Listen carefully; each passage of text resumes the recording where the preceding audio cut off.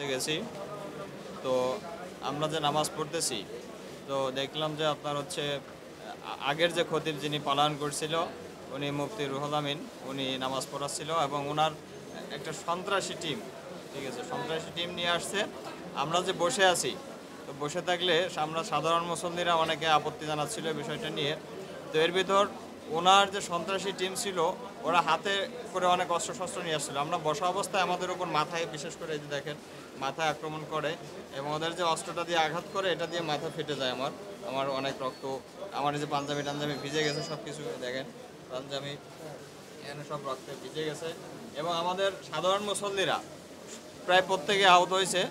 তো আপনারা জানেন এই মুফতি রুহুল আমিন, ইনি আওয়ামী লীগ সরকারের সন্ত্রাসী কার্যক্রমকে উস্কে এবং ইনি একটা সন্ত্রাসী। আজকে উনি বাইতুল মোকাররম মসজিদ দখল করার জন্য সন্ত্রাসী বাহিনী নিয়ে মসজিদে প্রবেশ করছে এবং আমরা যারা সাধারণ মুসল্লি আমরা নামাজ পড়তে গেছি, আমাদের উপর ওনার সন্ত্রাসী বাহিনী লেলিয়ে দিয়ে আমাদের উপর অতর্কিত আক্রমণ করছে।